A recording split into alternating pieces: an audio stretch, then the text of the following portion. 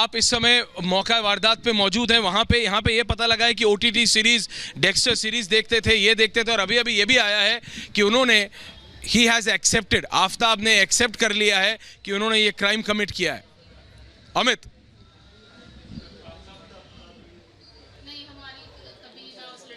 बिल्कुल, देखिए मैं आपको बताना चाहूंगा जहां पर मैं मौजूद हूं वो ठीक सामने वाला फ्लैट है, और यहां पर एक लेडी हमारे साथ मौजूद है जो सामने वाले घर में रहती है, जिन्होंने आफ्ताब को कई बार देखा और पिछले कई दिनों में कई बार देखा। आपने जब उसको देखा तो आप बता रही थी वो खाना लेने आता है, बाहर से खाना मंगवाता था, उसके चेहरे पर कभी कोई शिकन, कभी कोई डर, कभी कुछ ऐसा लगा कि कुछ गड़बड़ है? नहीं, कभी नहीं लगा। वो देख के एकदम शांत और नॉर्मली रहता था। कभी ऐसे नहीं लगा कि उसका हाव भाव चेंज है, जैसे कि हाँ भाई बहुत जल्दी में है या जल्दी से पैसे पकड़ाए और चला गया भाग के ऊपर, ऐसा कुछ नहीं। यानी आपने सुना किस तरीके से डर कहीं नहीं था, खौफ कहीं नहीं था। 18 दिनों तक वो व्यक्ति जो है अपनी प्रेमिका के जो टुकड़ों के साथ वहां पर रहता है। हमें पुलिस ने बताया है कि स्मेल ना आए आसपास, क्योंकि देखिए बहुत ज्यादा कंजस्टेड एरिया है, तो कहीं किसी को बदबू ना आए इसके लिए धूप बत्ती, अगरबत्ती लगातार जो है वो जलाता था। कभी आपको किसी तरीके की कोई स्मेल कभी लगा कि 18 मई के बाद कभी आपको लगा हो या शक हुआ हो कि कोई बदबू आ रही है, कुछ हो रहा है? नहीं। अगर कुछ ऐसा कुछ होता एक्टिविटी कहीं, हाँ भाई स्मेल आ रही है, तो हम थोड़ा अगर जाके भी नहीं देख पाते तो मकान मालिक को तो एक बार बोलते कि भाई तेरे मकान से स्मेल आ रही है, आके एक बार देखो। मैं तो ये जानना, कुछ नहीं था, ऐसा कुछ नहीं था।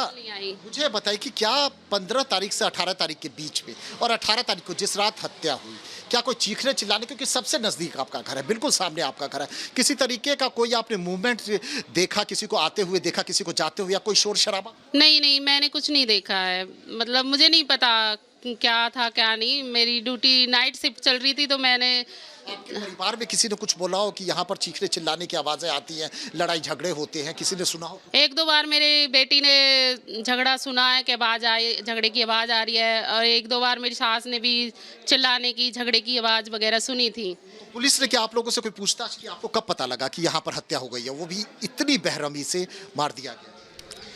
हमें अभी 3 दिन पहले ही पता लगा है, जब यहाँ कम से कम 25-30 पुलिस वाले एक साथ आए हैं और पूरी बिल्डिंग को घेरा है और उसको साथ लेके आए हैं, तब हमें पता लगा। उससे जब पुलिस से हमने पूछा क्या हो गया, उन्होंने कहा एक लड़की मिसिंग हो गई है, उसी के लिए आए हैं। ऐश्वर्या, जाहिर सी बात है, मैं एक बार आपको यहाँ के लोकेशन भी दिखाना चाहूंगा और किस तरीके से इन्होंने बताया। आसपास के जो लोग रहते हैं उनमें काफी खौफ है, दहशत है, क्योंकि जब से पुलिस ने बोला है कि यहाँ हत्या हो गई है, और हत्या जिस तरीके से 35 टुकड़े करके वो शख्स इनके बीच में ही रहता था, बाकायदा खाना मंगवाता था, तो आप सोच सकते हैं कि किस तरीके से कहीं ना कहीं डर और खौफ जो है वो इनके चेहरे पर जो है वो साफ नजर आ रहा है।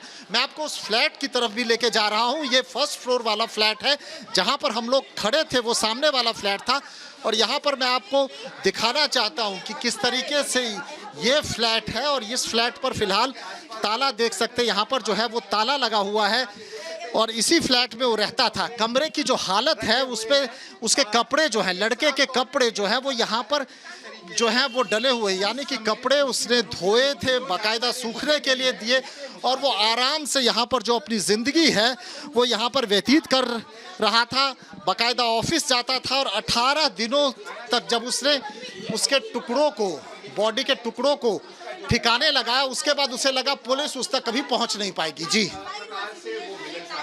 जी ऐश्वर्या,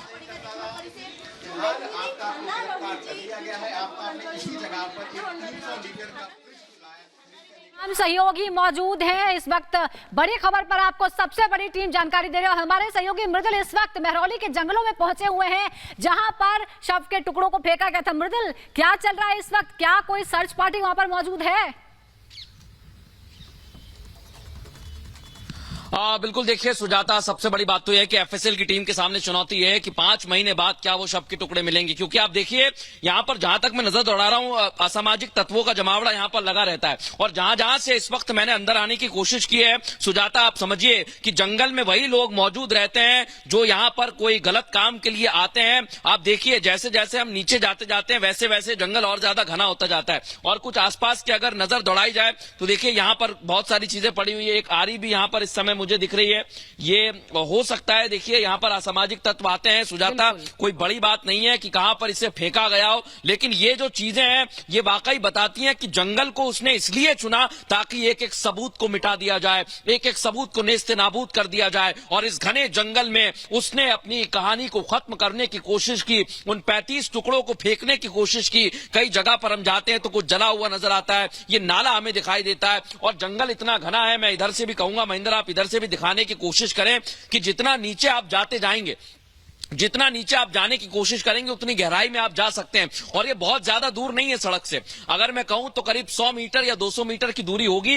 धीरे धीरे ये गहराइयों में जंगल और ज्यादा घना होता जाता है और इतना घना हो जाता है कि यहां पर आप किसी को भी फेंक सकते हैं। और जब 35 टुकड़े किए गए, हर एक रात को चुना गया और उस खौफनाक रात में वो 2 से 3 बजे या 1 से 3 बजे के आसपास रात में गुजरता था और फिर उन टुकड़ों को फेंकता था। मैं आपको एक और तस्वीर दिखाने की कोशिश करूंगा। जैसा हमने कहा कि सामाजिक तत्व यहां पर आते रहते हैं, इधर देखिए आप, यहां पर भी आप जाएंगे तो ये जंगल जो है वो और ज्यादा घना होता जाएगा। हम भी जाने की कोशिश इसलिए कर रहे हैं क्योंकि ये जो तस्वीरें हैं ये वाकई बताने वाली हैं कि ऐसी हत्याकांड, इस तरीके से बर्बर हत्या करके कोई कहीं भी यहां पर आ सकता है। ना कोई आने की मनाही है, ना कोई जाने की मनाही है। ये आप देखिए, जितनी अंदर आप जाएंगे वहां तक आप जा सकते हैं, मतलब एक्सेस हो सकता है। तो आप समझिए कि आफताब जब इन जंगलों से गुजर रहा होगा और हो सकता है कि वो पॉलीथीन में जो मांस के टुकड़े लेकर आता था, काली पन्नी हो, किस तरह की पन्नी हो, सब जांच का विषय है। लेकिन अभी बाकी जो टुकड़े बचे हुए हैं जो अभी तक बरामद नहीं हुए हैं, उनकी तलाश में लगातार पुलिस की टीम जुटी हुई है और हम भी यहां अंदर जाने की कोशिश कर रहे हैं क्योंकि जो टीम है वो यहां पर कभी भी पहुंच सकती है। सुजाता, ये तस्वीर आप दिखाइए महेंद्र, ये देखिए सुजाता, यहां जो है घनापन जो है धीरे धीरे जो है बहुत ज्यादा इतना डेंस धीरे धीरे अंदर होता जा रहा है कि यहां पहुंचना भी बहुत मुश्किल है। और यहां आप समझिए कि स्मेल बहुत आ रही है क्योंकि ये इलाका ही ऐसा है। लेकिन बड़ी बात यह कि देखिए आप, असामाजिक तत्वों का जमावड़ा लगा रहता है, इसलिए आफताब ने इस जगह को चुना ताकि वो यहां पर आए, मांस के टुकड़े फेंके और फिर सारे सबूतों को नेस्ते नाबूद कर दे। लेकिन अब पुलिस के साथ हैं, बिल्कुल आप इस जंगल में मौजूद और आप बता रहे हैं कि किस तरह के यहाँ पर चिन्ह नजर आ रहे हैं। हम आपके पास लौटेंगे और हमारे सहयोगी अमित भी लगातार हमें जानकारी दे रहे हैं। अमित, यहाँ एक सवाल ये भी बनता है कि एक लड़का जो मुंबई का रहने वाला है वो दिल्ली आता है, 3 दिन यहाँ होते हैं उसको रहते हुए, वो मर्डर कर देता है, उसके बाद उसके लाश ठिकाने लगा की एक जगह भी पता चल जाती है। क्या ऐसा नहीं लगता कि शायद उसे कुछ जानकारियां पहले से ही थी? किसी अनजान शख्स को कैसे मालूम कि दिल्ली में कहां पर जंगल है, कहां पर शव को फेंका जा सकता है? देखिए, मैं आपको बताना चाहता हूं 2019 से इन दोनों के जो रिलेशन थे और तभी से वो लिविंग पे रह रहे थे। उनके पेरेंट्स ने मना किया तो ये दोनों अलग रहने लगे।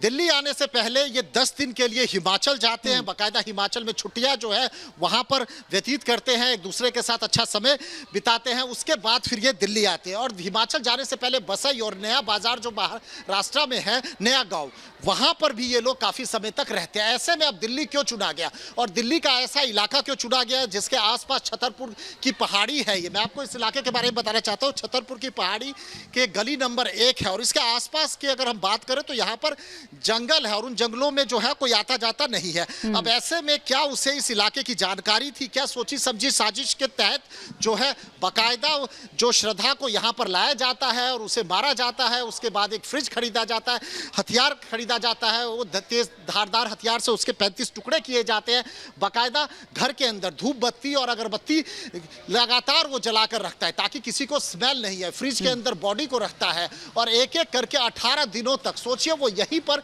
उस बॉडी के साथ सोता है, यहीं पर रहता है। नीचे यहाँ से वो खाना खाता है, आसपास के लोगों ने उसको कई बार देखा, वो खाना जो है वो डिलीवरी बॉय से लेता है और लेकर के ऊपर चलाता। कहीं उसके चेहरे पर कोई शिकन, कोई डर जो है वो किसी ने नहीं भापा कभी। 18 दिनों तक सोचिए, एक एक बॉडी के टुकड़े को लेकर जाता है, रात के अंधेरे में उसे जंगल में फेंकता है ताकि जंगली जानवर जो है वो उसे खा जाए और पुलिस को कभी पता नहीं लगे। और जब उसके फादर इस घर में पहुंचते हैं, ये तो फर्स्ट फ्लोर का घर है, यहाँ पर ताला लगा होता है, आसपास के लोगों से कहते हैं कि यहाँ पर एक लड़का लड़की रहते हैं, तो कहते हैं नहीं लड़की तो कई दिनों से नहीं दिख रही है लेकिन लड़का जरूर रहता है। वो तुरंत थाने पहुंचते हैं, थाने जाकर के जब उसकी शिकायत दर्ज की जाती है उसके बाद पुलिस जो है लोकेशन ट्रेस करती है उस लड़के का, लड़के को गिरफ्तार करती है। लेकिन पुलिस वालों को जो लड़का है वो घुमाने लग जाता है, वो बरगलाने लग जाता है, वो कहता है उसका ब्रेकअप हो गया, कहाँ है वो लड़की उसे नहीं पता, और अब वो अकेले यहाँ पर रहता है, बाकायदा ऑफिस जाता है, काम करता है। लेकिन पुलिस जब सख्ती से पूछती है तो फिर एक एक चीज वो बोलने लग जाता है, वो बताता है उसने उसकी हत्या कर दी, हत्या के बाद शव कहा है, कहता 35 टुकड़े किए और टुकड़े करके अलग अलग जगहों पर जो अमित, ये जो बात सामने आ रही है कि दोनों ने कॉल सेंटर में अप्लाई किया था और उसी को ज्वाइन करने के लिए वो दिल्ली आए थे, क्या श्रद्धा कभी उस ऑफिस में गई भी थी? क्योंकि 15 तारीख को वो किराए पे मकान लेते हैं, 18 को उसकी हत्या हो जाती है, कभी उसने वो ऑफिस अटेंड किया, कभी ज्वाइन किया क्या? देखिए, श्रद्धा ने उस ऑफिस को ज्वाइन नहीं किया। देखिए, आफ्ताब ने पूछा, आफ्ताब ने ये बात कबूला है कि वो दिल्ली इसलिए आया था ताकि वो यहाँ पर नौकरी कर सके, और बाकायदा दोनों ने जो है वो कॉल सेंटर के लिए ऑनलाइन अप्लाई किया था। हो सकता है कि वो कहानी बना रहा हो, क्योंकि दिल्ली क्यों आया था, दिल्ली वो मानेगा नहीं कि दिल्ली वो हत्या करने आया था। क्या ये सोची समझी साजिश थी? पुलिस इस पूरे मामले पर जो है वो छानबीन कर रही है, बाकायदा जो सोशल मीडिया पर वो कहाँ कहाँ था, कौन कौन सी वेबसाइट उसे सर्च की, जो पूरे के पूरे मोबाइल का जो डाटा है, जो सर्च इंजन है, वो लगातार खंगाला जा रहा है, किस तरीके की सर्च वो करता था, ये तमाम चीजें देखी जा रही कि क्या सोची समझी साजिश के तहत वो यहाँ पर पहुंचा, क्या उसने उसकी हत्या करने की जो प्लानिंग है वो पहले कर ली थी। क्योंकि देखिए, श्रद्धा लगातार 2019 से रिलेशनशिप पे थी, वो कहती थी मैं अपने पेरेंट्स से अलग हूं, मेरे पेरेंट्स तैयार नहीं थे, फिर भी मैं तुम्हारे साथ आकर रह रही हूं, मुझसे शादी करो। लेकिन आफ्ताब जो है वो शादी करने के लिए तैयार नहीं था, और यही वजह जो थी वो झगड़े की वजह थी। इसी वजह से लगातार लड़ाइयां होती थी। 10 दिन तक ये घूम कर आते हैं, वेकेशन पर जाते हैं, हिमाचल घूमते हैं, एक दूसरे के साथ अच्छा समय स्पेंड करते हैं। इसके बाद फिर श्रद्धा ने बोला हुआ कि शादी करो, जाहिर सी बात है उसने मना किया होगा, इस पर जो है बिल्कुल बिल्कुल।